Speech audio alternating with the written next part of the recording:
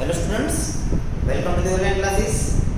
अभी हम स्टडी कर रहे हैं हमारे 11th स्टैंडर्ड का 7th chapter, that is permutation and combination, क्रमचय में संचय, जिसमें पिछले वीडियो लेक्चर से हम कुछ डिस्कस कर रहे हैं ओनली परम्यूटेशन। तो पिछली बार परम्यूटेशन के ऊपर मैंने आपको 4 इक्वेशंस रिप्रेजेंट किए थे। सबसे पहला एक इक्वेशन है n p r is equal to n factorial upon n minus r factorial। दूसरा एक इक्वेशन है n p r is equal to n power r। तीसरा एक इक्वेशन हमने लिखा था that is n factorial n p r is equal to n factorial। और last वाला इक्वेशन था n p r is equal to n factorial upon p factorial। तो सबसे पहले आज मैं फिर से आपको रिपीट करवा देता हूँ कि चारों के चारों फॉर्मूला क्या रिप्रेजेंट करते हैं।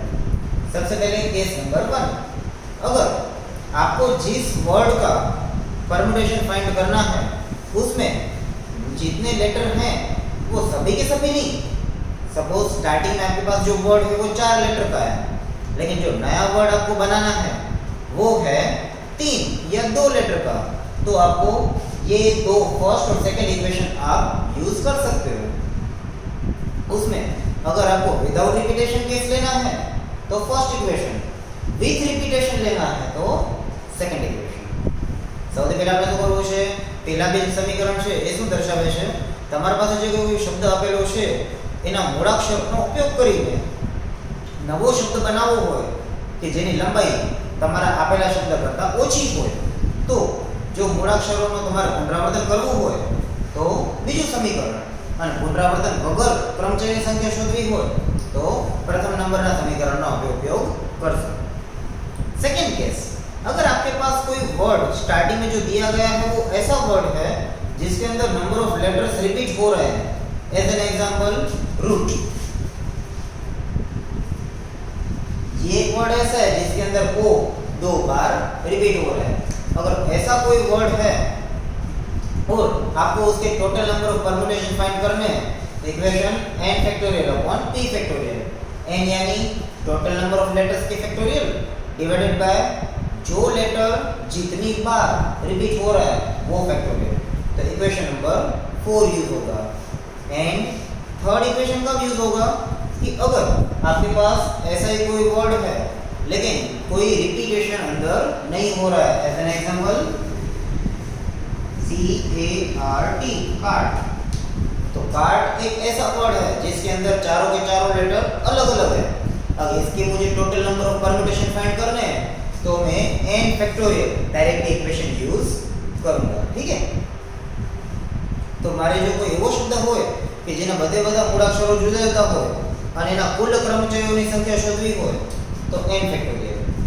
મારા પાસે કોઈ એવો શબ્દ છે કે જેની અંદર મૂળાક્ષરો પુનરાવર્તિત થયા રાખે છે અને મને એના કુલ ક્રમચયોની સંખ્યા શોધવી છે તો n ફેક્ટોરિયલ ભાગ્યા p ફેક્ટોરિયલ। p શું છે, જે મૂળાક્ષર જેટલી વખત પુનરાવર્તિત થાય છે એ સંખ્યા। અને પહેલા બે સમીકરણ તો શેના છે કે માની લો તમારા પાસે જે શબ્દ આપેલો છે એના મૂળાક્ષરોનો ઉપયોગ કરી અને નવો શબ્દ બનાવવો છે તો પુનરાવર્તન વગર પ્રથમ સમીકરણ, પુનરાવર્તન સાથે બીજું સમીકરણનો આપણે ઉપયોગ કરીશું। ક્લિયર? આ ચાર સમીકરણ આપણે પ્રીવિયસ वीडियो लेक्चर में જોઈ ચૂક્યા છે। ये सभी के सभी इक्वेशंस हम प्रीवियस वीडियो लेक्चर में ऑलरेडी डिस्कस कर चुके हैं। टोटल नंबर ऑफ परम्यूटेशन ये 2 केस, और जो वर्ड आपको दिया गया है उसके लेटर का यूज करके नए वर्ड्स कितने बना सकते हैं उसके लिए first 2 equations, without repetition, with repetition, with repetition, without repetition. Clear? समझ में आ गया है? चलिए करते हैं एग्जांपल से आज की शुरुआत।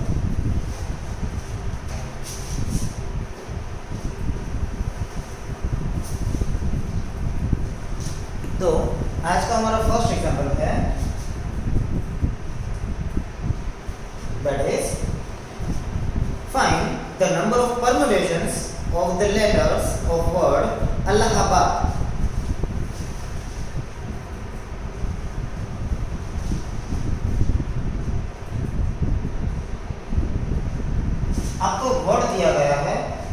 इलाहाबाद और आपको कहा गया है इसके टोटल नंबर ऑफ परम्યુटेशंस आपको फाइंड करना है। તમને એક શબ્દ આપ્યો છે અલ્હાબાદ અને કીધું છે કે આ જે શબ્દ છે એના કુલ તમને કેટલા ક્રમચયો મળી શકે। हमें फाइंड क्या करना है? अब हमारा टारगेट है टोटल नंबर ऑफ परम्यूटेशंस। अब परम्यूटेशन फाइंड करने के लिए आपको क्या चेक करना है? वर्ड कैसा है, उसके लेटर्स रिपीट हो रहे हैं कि रिपीट नहीं हो रहे हैं, आपको सिर्फ वही देखना है। तो सबसे पहले आप ये वर्ड देख के मुझे ये बताइए इसके अंदर कोई लेटर रिपीट हो रहा है कि सभी लेटर डिफरेंट डिफरेंट है। तो भाई शुरुआत करें तो एक ए रिपीट हो रहा है, फिर ए फिर से रिपीट हो रहा है, ए रिपीट हो रहा है और एल भी रिपीट हो रहा है। ठीक है, तो इलाहाबाद वर्ड को थोड़ा थोड़ा दूरी पे लिखते हैं तो A double L A H A D A D. तो इलाहाबाद वर्ड ऐसा है जिसके लेटर्स रिपीट हो रहे हैं, तो टोटल नंबर ऑफ परम्यूटेशन का इक्वेशन क्या लगेगा? n factorial upon p factorial. क्यों?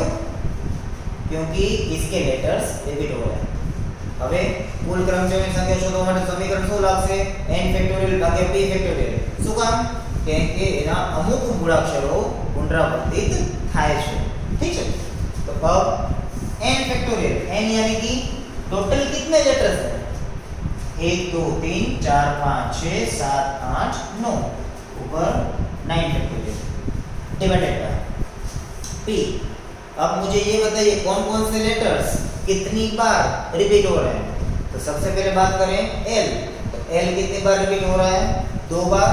तो नीचे 2 फैक्टोरियल इनटू और कोई लेटर जो रिपीट हो रहा हो वो a कितनी बार? 1 2 3 4 बार, तो 4 फैक्टोरियल। l 2 बार रिपीट हो रहा है, a 4 बार रिपीट हो रहा है। इसके अलावा और कोई लेटर हैं जो रिपीट हो रहे हैं? नहीं, इसके अलावा और तो कोई लेटर्स नहीं है जो रिपीट होते हो। तो बस आपको अब फिर सिंपलीफाई करना है। अब सिंपलीफाई करते हैं तो फाइनली 9 फैक्टोरियल को हम लिख सकते हैं 9 8 7 6 5 into 4 factorial divided by 2 factorial यानी 2 into 1 into 4 फैक्टोरियल। तो 4 फैक्टोरियल कैंसिल, 2 into 3 6। फाइनली अब आपके पास क्या बचे हैं? 9 8 7 3 and 5। अब इसका मल्टीप्लिकेशन कर दें तो फाइनली आपका आंसर हो जाएगा 7 5 6 0। तो हमारा क्वेश्चन था इलाहाबाद वर्ड के जितने लेटर्स हैं उसका यूज करके टोटल कितने परम्यूटेशंस बन सकते हैं। तो हमने सिर्फ यही देखा कि इलाहाबाद वर्ड में लेटर रिपीट हो रहे हैं कि रिपीट नहीं हो रहे हैं। अगर रिपीट हो रहे हैं तो n factorial upon p factorial का इक्वेशन लगेगा। अगर रिपीटेशन ना होता तो डायरेक्टली n फैक्टोरियल इक्वेशन हम यूज करते हैं। આપણે જોતા હતા કે અલ્હાબાદ શબ્દની અંદર મૂળાક્ષર પુનરાવર્તિત થાય છે તો n ફેક્ટોરિયલ ભાગ્યા p ફેક્ટોરિયલ, અને જો પુનરાવર્તન ન થતું हो तो n फैक्टोरियल समीकरणનો આપણે ઉપયોગ करें। क्लियर? समझेगी? चलिए अब लेते हैं नेक्स्ट एग्जांपल।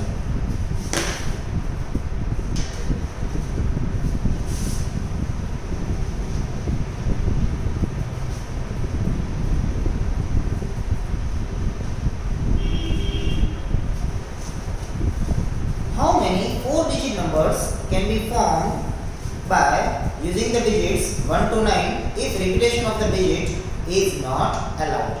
सबसे पहले कहा गया है सिंबल आप कौन कौन से यूज कर सकते हो? 1 से लेके 9, यानी कि आपके पास सिंबल अवेलेबल हैं 1 2 3 4 5 6 7 8 9।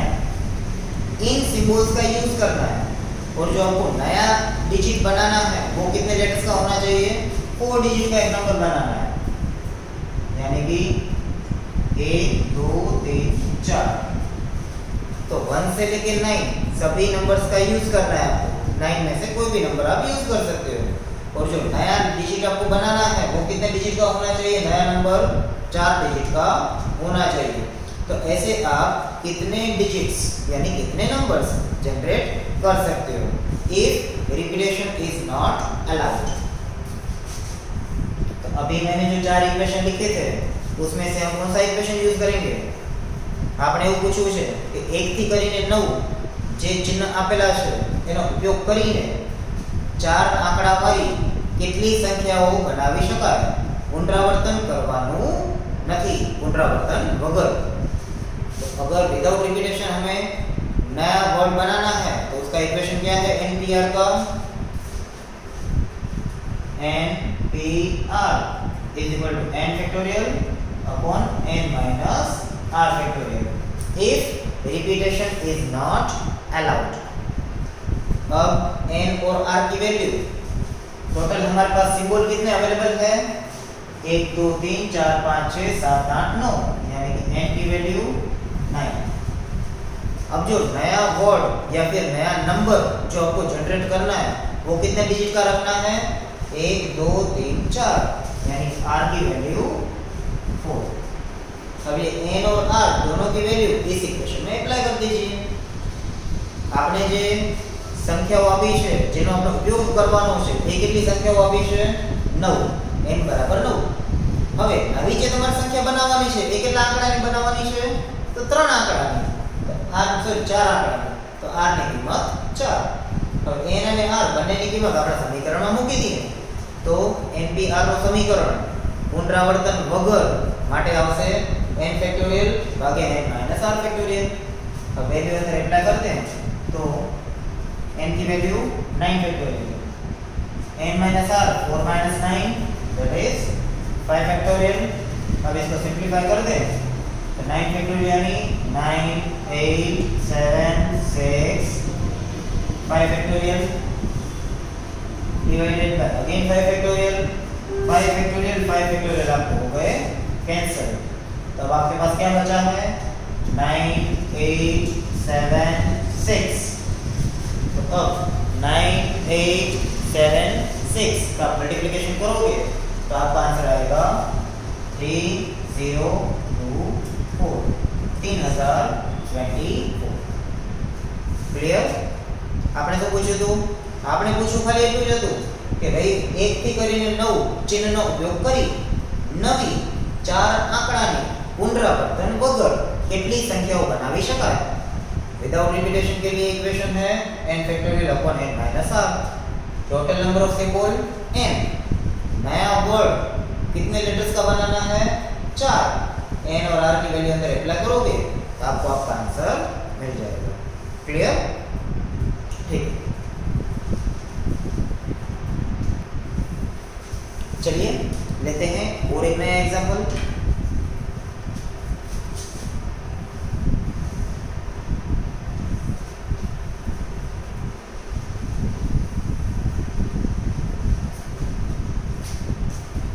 How many numbers lying between 100 and 1000 can be formed with the digits 0 1 2 3 4 5 if repetition of the digit is not allowed? तो सबसे पहले आपको कुछ सिंबल्स दिए गए हैं, वो सिंबल हैं 0 1 2 3 4 5। इन सिंबल का आपको यूज करना है और शर्त रखी गई है 100 एंड 1000 के बीच में इन पांचों डिजिट का यूज करके कितने सिंबल्स या कितने नंबर्स बन सकते हैं ये आपको क्वेश्चन पूछा गया है। સૌથી પહેલા તમને પ્રશ્ન સમજાવી દઉં તો આપણે પ્રશ્ન પૂછ્યો છે 100 અને 1000 ની વચ્ચે આવતી 0 1 2 3 4 5 चिन्हનો ઉપયોગ થયેલી બનતી કેટલી સંખ્યાઓ હોઈ શકે? 100 અને 1000 ની વચ્ચે આ ચિહ્નનો ઉપયોગ થતી હોય એવી કેટલી સંખ્યાઓ હોઈ શકે એવો આપણે પ્રશ્ન પૂછવામાં આવ્યો છે। अभी हमें क्वेश्चन क्या पूछा गया है कि हमें ऐसे नंबर्स फाइंड करने हैं जो 100 से बड़े नंबर है, 1000 से छोटे नंबर है, और वो नंबर कौन से डिजिट से बने हुए हैं? 0 1 2 3 4 5 डिजिट से बने हुए नंबर हैं। तो ऐसे कितने नंबर होंगे वो हमें फाइंड करना है। इस बार हमें लॉजिक का ज़्यादा यूज करना है। तो सबसे पहले मुझे ये बात बताइए, 100 से बड़ा नंबर कौन सा होगा? 101, 101, और 1000 से छोटा नंबर यानी कहाँ तक? 999। रेडी? तो 101 भी 3 नंबर का डिजिट है, 3 डिजिट का नंबर है।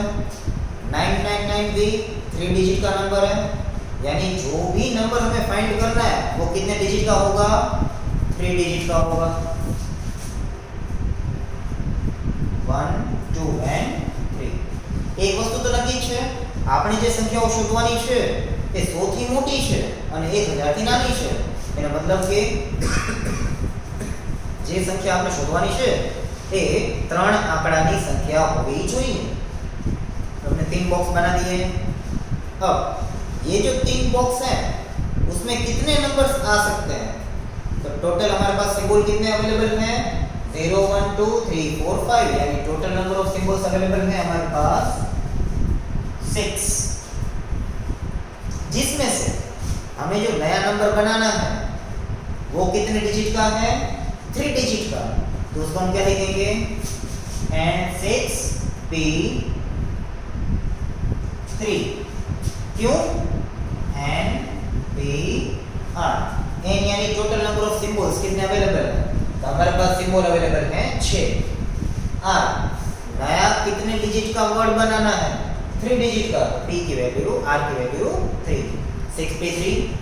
रेडी? तो 6P3 की वैल्यू, रिपीटेशन होगा कि रिपीटेशन नहीं होगा? NPR की वैल्यू क्या है? विदाउट रिपीटेशन हमें पूछा गया है।